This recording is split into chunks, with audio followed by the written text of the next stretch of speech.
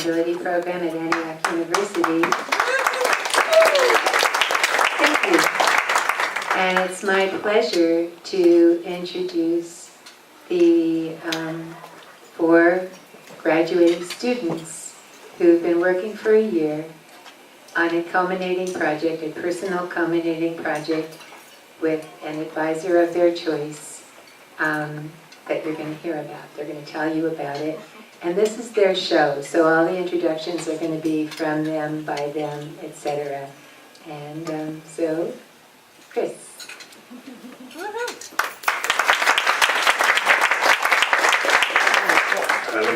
Can we hear me in the back? I think so. Quick housekeeping. Gilda said we've been working on this for a year. I think a couple of us have been working on this for 20 or 30 years. So to try to get it into 10 minutes is incredibly difficult, but we're going to try. So what we're going to do is present for 10 minutes, do 5 minutes of Q&A, and then we're going to move right into the next presenter. So that's the process, and we're going to try to keep it moving fast so that we can eat, drink, and get out of here. The first person who will be presenting is not going first by chance. It's because she requires it. She insists she goes first every time. That's right. But it's been great working with her for 2 years. She's given me a ton of, shit, but it's been good. Yeah, I'm going to miss working with her and seeing her.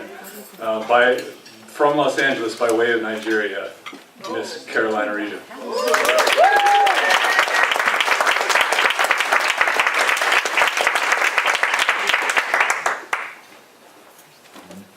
Thank you, Chris. Good evening. So I am Carolina Regia. I'm going to be talking about my Capstone project, which is water conservation for community gardens. So as they said, we've been researching our issues for over a year. And when I further examined water management in California, I discovered that I wanted to examine the relationship that we have with the natural water cycle, urbanization, stormwater runoff, and using community gardens as a demonstration. Is it on?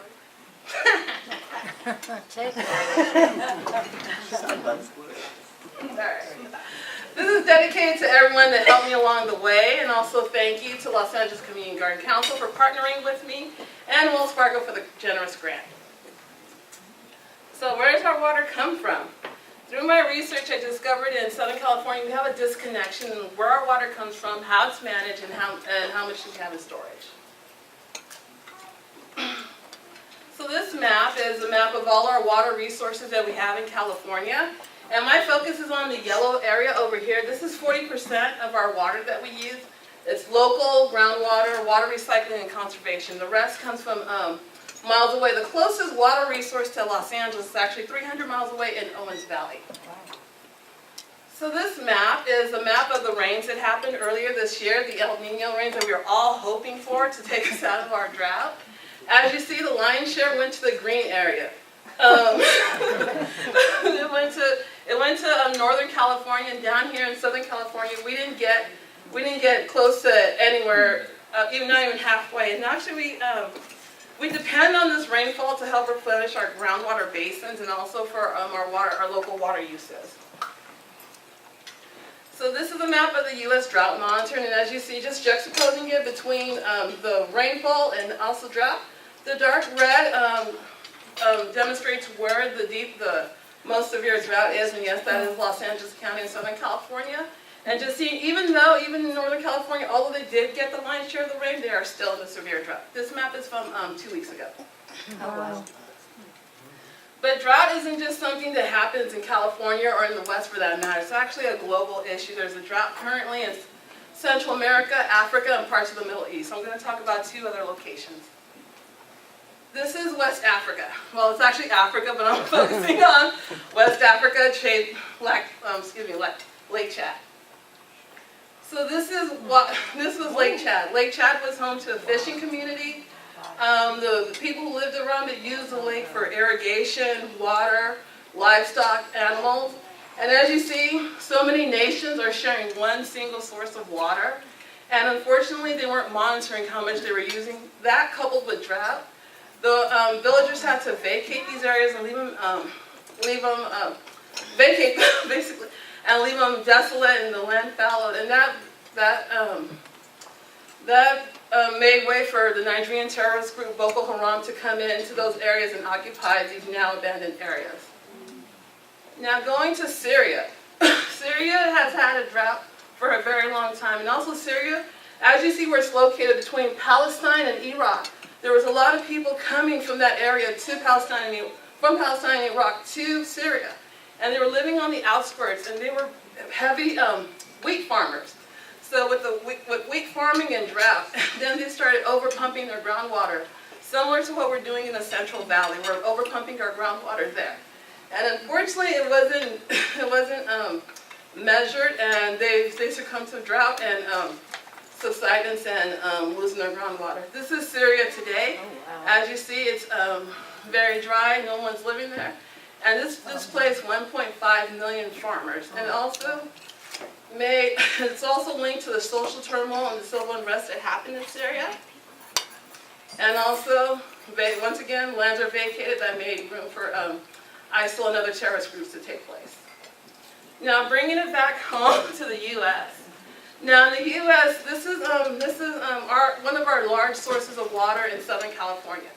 This is the, why am I forgetting this? I'm looking at it. This is the Colorado River Basin, and it's split into two different basins. There's the upper basin and the lower basin. And 7 different states and Mexico share this one water source, similar to what was happening with Lake Chad. This is Lake Mead. What the lighter rock shows is where the water used to come to the top of it, and now it's where you see it and actually going lower. Lake Mead is the largest basin in the United States because of just the amount of water it can hold. So the fact that we can see that exposed rock means it's in very dire straits. So the Colorado River, there's actually a study that was done that showed that the U.S. Department of Reclamation said that the Colorado River cannot continue to support all of us the way it has, that more conservation needs to happen. So that being said, that made me think about just how our water is being shared in Southern California. This map shows that about anywhere between 70 to 80% of California's water is agricultural, depending on how wet the year is. It could be less, it could be more. The remaining part is urban. So with my project, what I was looking to do is just to see how we could better manage that urban agricultural balance. So my water conservation pilot, what I was doing, I was looking to share water management strategies with community gardeners.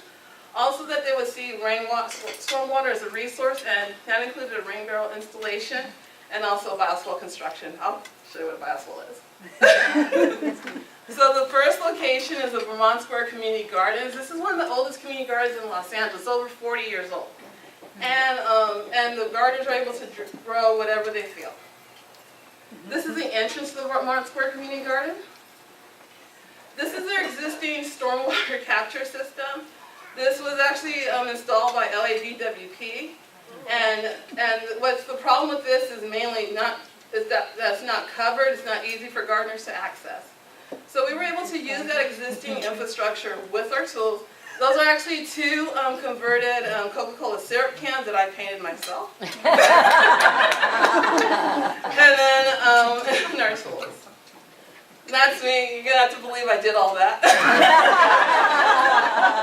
That's me talking to the gardeners.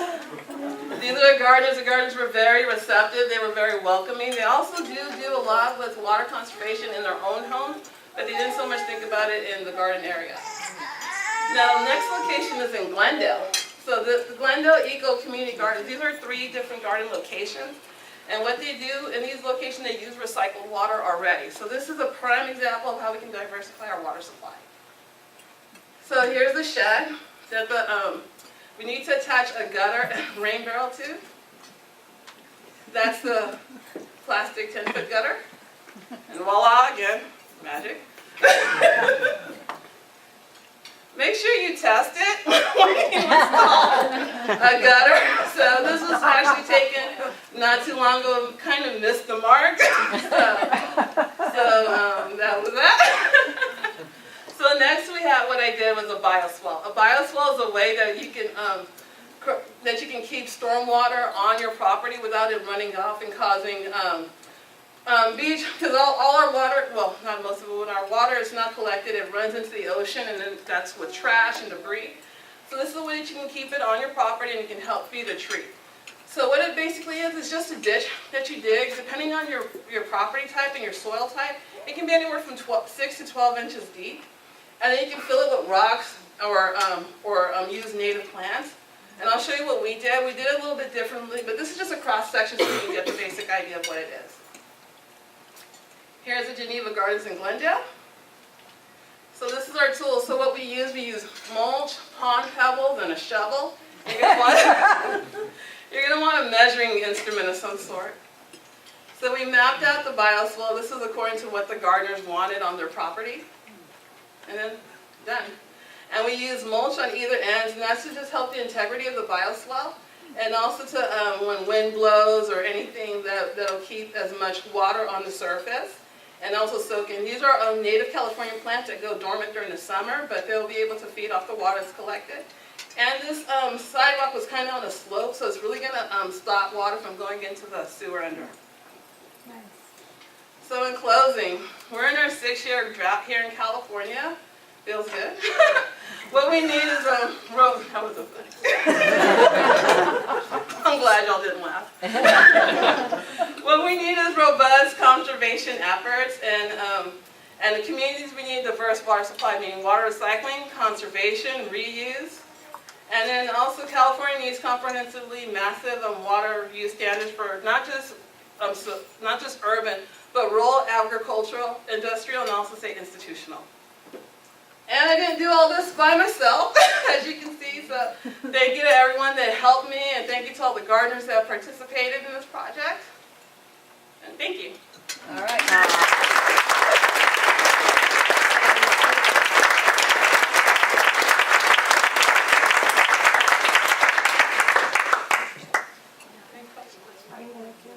No questions? This is where we ask questions. So for the bioswale, about how much did those materials cost you? Oh, I'm glad you asked that. You can get mulch at no cost. I am passing around my book that I did that I'll have a digital copy. You can get mulch at no cost just about anywhere. Tree people, you're sitting there right next to Amanda, she can hook you with some free mulch. And the pond pebbles were about $5 each, but you can go on Craigslist and find gravel, stone material at no cost. Jane? Caroline, the bioswales and those stormwater capture mechanisms, are folks doing those across the whole state? I know it's happening here, but is it happening in other places also, do you know? Yeah, actually, I found a study in Pittsburgh, of all places, where they're doing a lot in green infrastructure.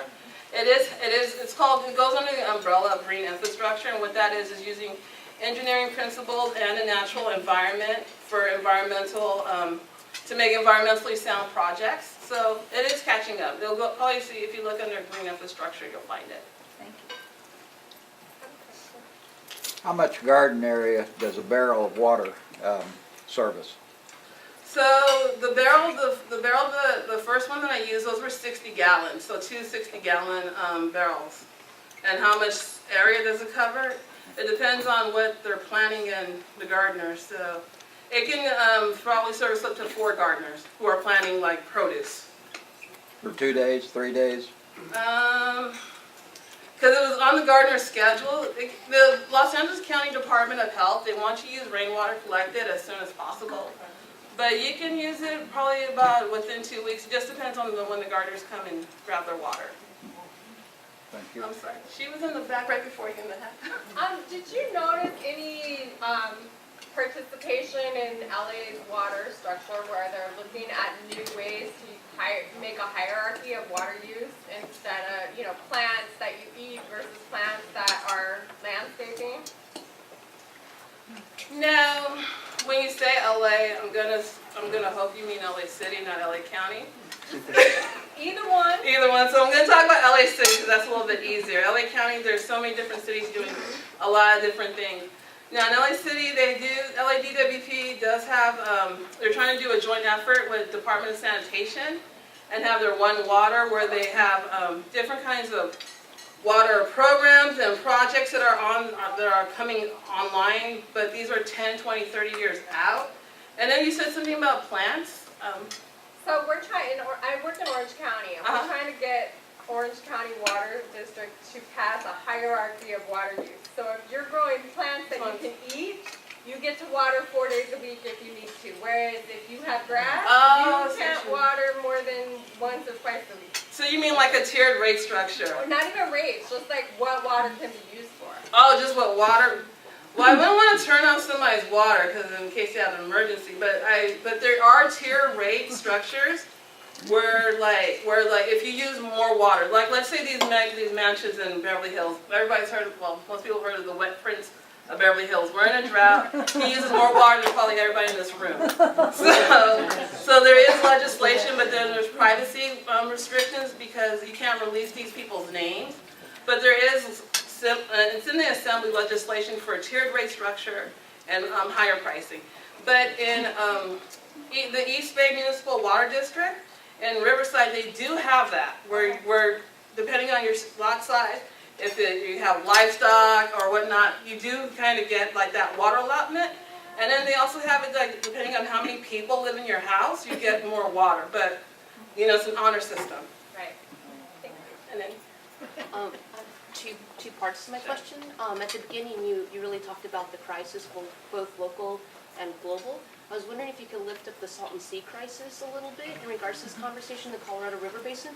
And the second part of my question is, are there any state or local or federal policies in regards to water retention, either in homes, rental units, or businesses, that need to be modified in order to really develop a catchment system throughout all our communities that would really start to address this problem head on?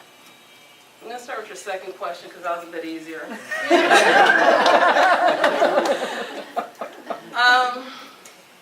Now see, so many different cities have so many different projects, and I've visited a lot of them. So yes, but the one main problem that you'll see all over is that nobody knows how much water they use. People in apartments, you know, in your apartment, you're not watering a lawn, that's your landlord. People in apartments actually typically use less water than people in houses. And there was something I forgot I was going to say. There was one other part to your question. City of Long Beach. Now they're able to put indoor and outdoor water monitors to let people know. But what happens is that now more and more people are growing marijuana at home, so all of a sudden when they see this monitor in their house, they're not using any more water. So it's kind of, things are coming online, but they're just coming slowly. So as for the Salton Sea, I was just talking about that to somebody. There's a lot of work there for recovery because the dust that blows, that's air pollution. And the people in Salton are always suing the people in Los Angeles about that. So I haven't done a whole lot of research about the Salton Sea because that's just a whole nother project. But it is on the radar. Actually, I believe the governor does have something coming out. I'll have to email you about that.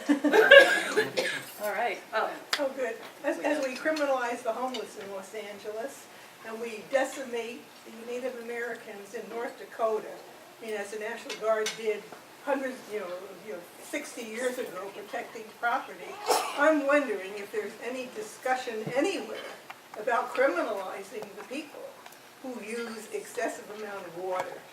I mean, they can pay any fine that we impose. Is there any discussion about utilizing, these wimpish city council people to consider criminalizing?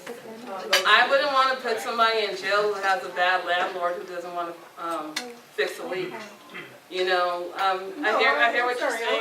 I'm talking about what you were talking about earlier on, the lawns in Beverly Hills. Uh-huh. I mean, ordinances can be tweaked so that what you're, of course, what you're talking about would not at all enter into something like that. Well, I would just urge you to talk to city council about that because they do. No, I was just asking, is there anywhere that that's being implemented now, that in your research? In my research, no. Thank Okay. So guys, All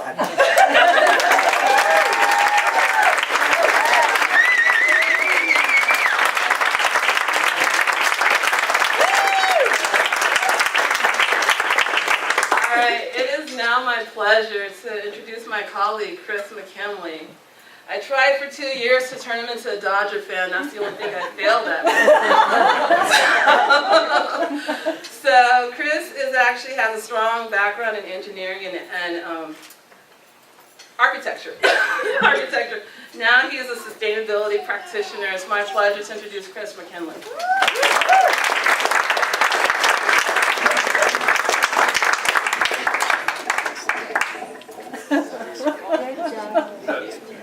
seems good. Is it working in the back? It will. Needs to be a little closer to you. Yeah, that's good.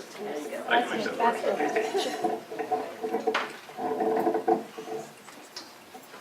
I'm gonna let Catherine sit down. She's timing me. You ready? Okay. So, my name is Chris McKinley, and I'm here to tell you about schools, the community, and sustainability. First, I'm going to tell you about the community. Pueblo, Colorado. I'm from Pueblo, Colorado, born and raised. It's where I grew up, learned to walk and talk, read and write, play basketball, soccer, form my worldview. It's a very blue-collar town, but a very proud town. What you're looking at here, these images, this is the downtown district of Pueblo currently, the Union District and the Riverwalk, the Arkansas Riverwalk. At one point, this is where Spain, France, Mexico, and the Republic of Texas all merged. So it's pretty crazy to think that like 200 years ago there were 4 countries right there. This image is of the Colorado Fuel and Iron Plant, the CF&I plant. It's where immigrants from around the world, back around the turn of the 19th century, moved to Pueblo to work in the largest steel mill west of the Mississippi. Pueblo was known as the Pittsburgh of the West. It was the economic engine and the driver of prosperity for the region. It's where, we'll get back. It's where my grandfather worked and raised a family that included my mother. Another thing that Pueblo hangs its hat on is being the home of the heroes. 4 individuals from Pueblo have been awarded the Congressional Medal of Honor, which per capita is the most in the United States. So again, going back to a town that's very proud and rooted, that's something that they hang their hat on.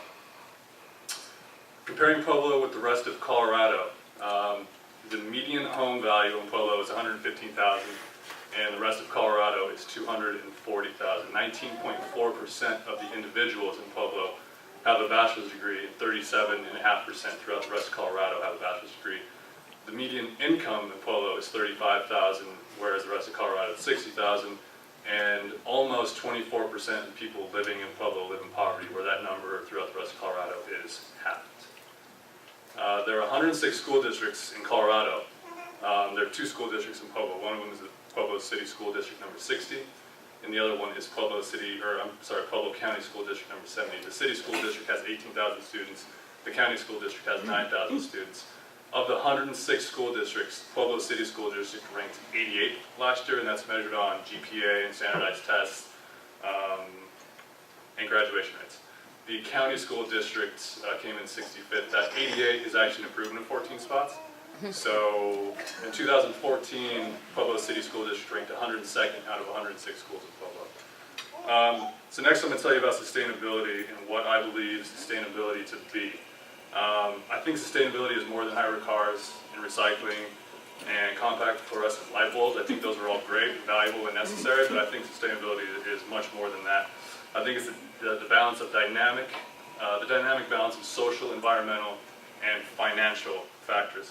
That includes access to clean air and water, fresh, nutritious food, quality jobs, education, healthcare, and transportation. Those are the benchmarks, the hallmarks of sustainability.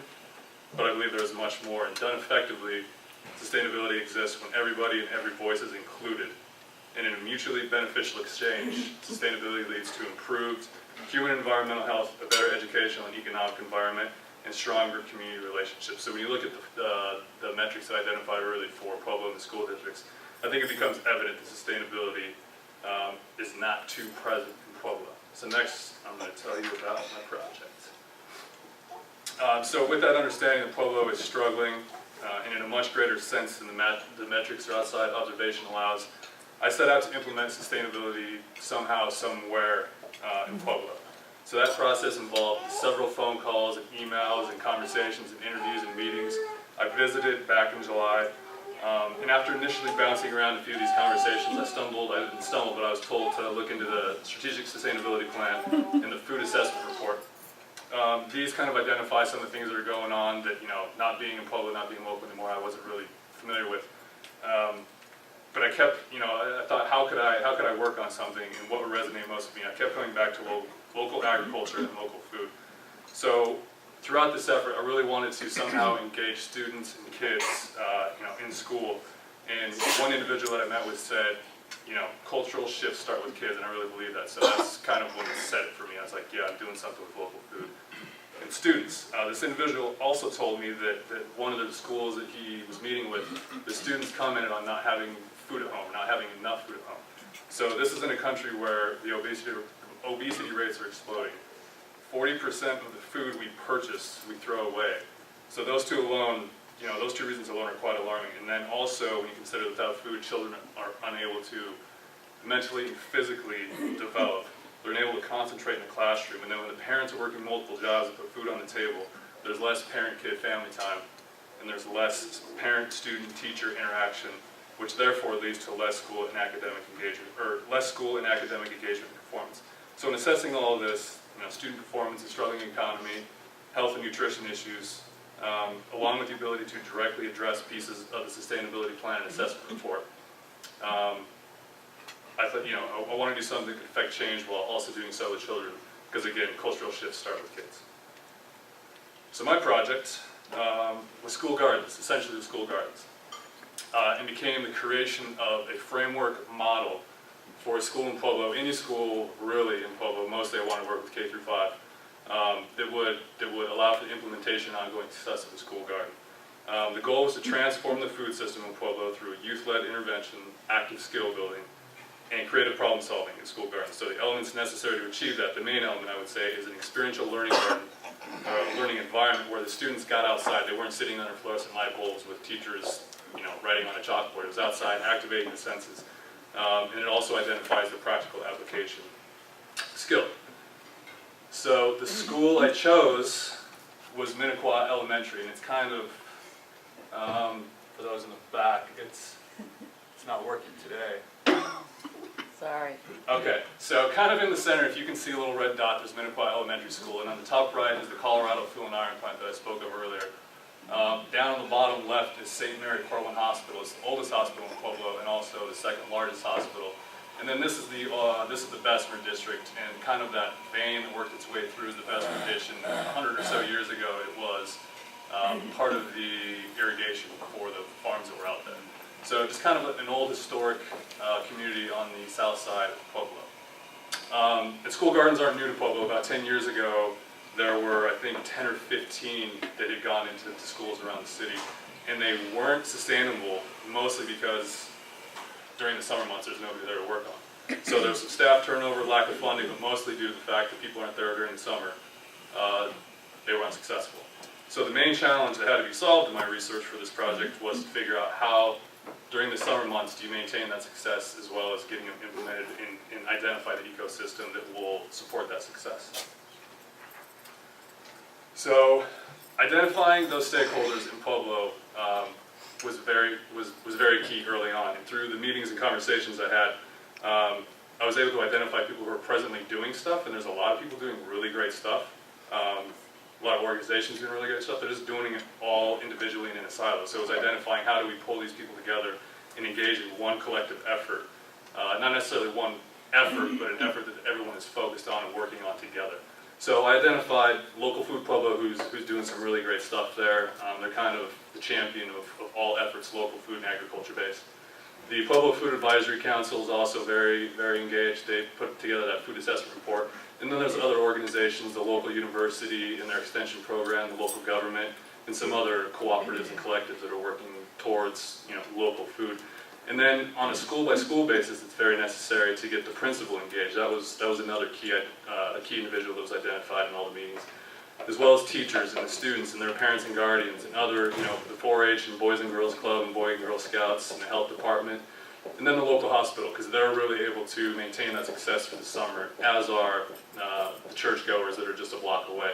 And then local businesses and farmers markets really provide that economic backbone that's necessary to support and keep the program going.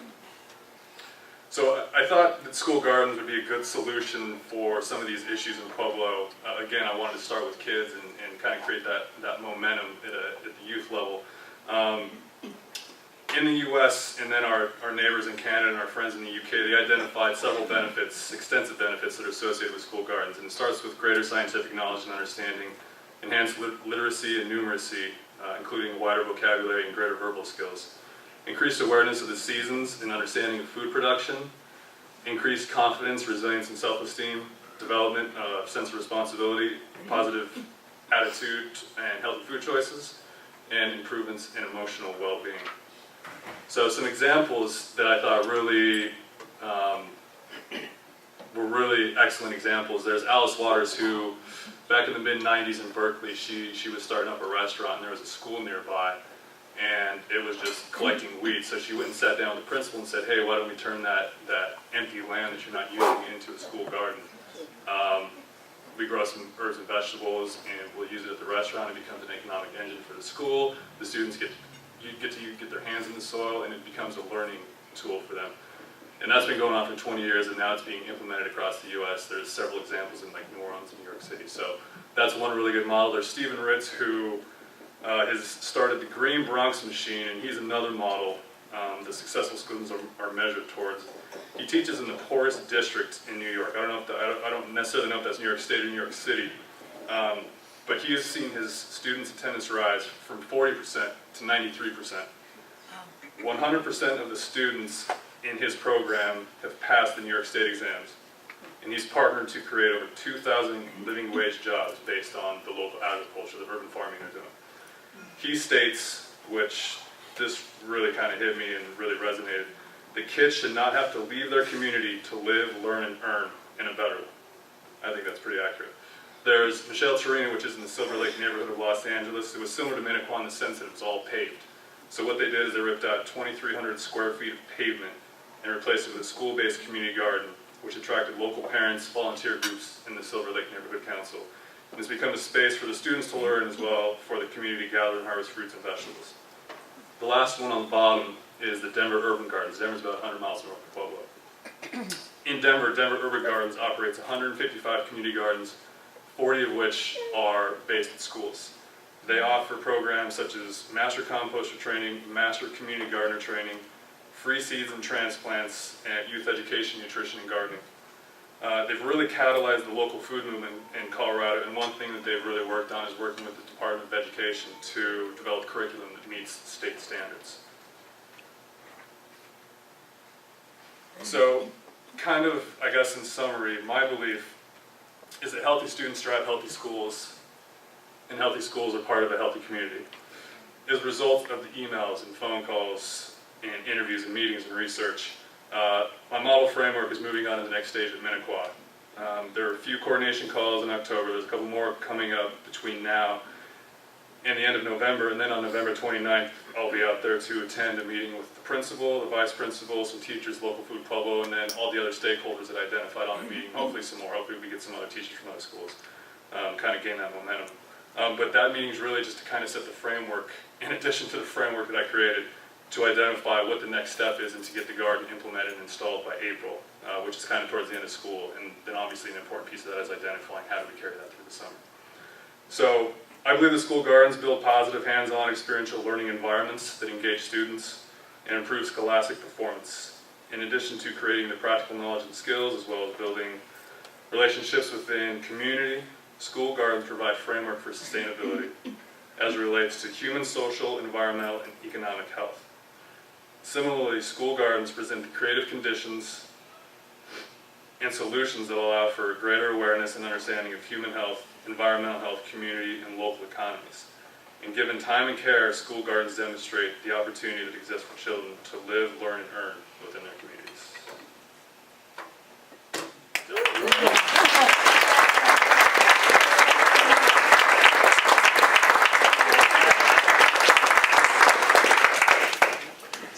Questions?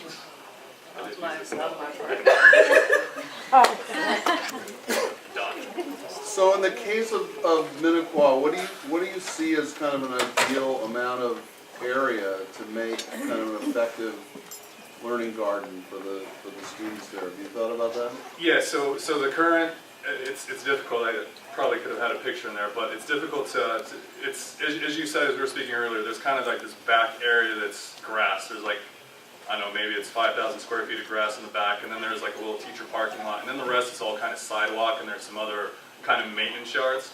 And in speaking with them, they think that they don't really utilize those maintenance yards, so they can rip some of that out. And there's some raised concrete beds that they think that, you know, maybe if they just provide enough soil and enough support, that they can kind of have a retaining wall, and they can get, you know, their 12, 16, 18 inches, whatever it is, in soil. So there's some certain locations. I think that in addition to the school, there's like an empty dirt lot across the street. People parked their 1984 Junkers and just sit there. So I don't know. I mean, there's probably 3 or 4 really good ways that they could get a garden in there. But then the issue becomes how do we get water to it, especially if it's across the street. So we'll see. I mean, that's kind of what I'll figure out hopefully in November. Great. Ariel, hello. Hi. You mentioned there was a steel plant nearby? Steel mill, yeah. Yeah. Do you have any issues with soil contamination? Yeah, so they're going through a pretty, great question. They're going through a pretty extensive investigation, and I honestly don't know why it's an investigation. Everyone knows that there's lead in the soil. There's probably a whole bunch of other stuff in the soil, but it's kind of, they've mitigated some of it, and now they have zones. So it's a radius, like a bullseye. And they've done the immediate zoning within the steel plant, and now it's kind of going out. And I think this is probably like 3 or 4 miles away. And I believe they're supposed to be releasing a study either in 2017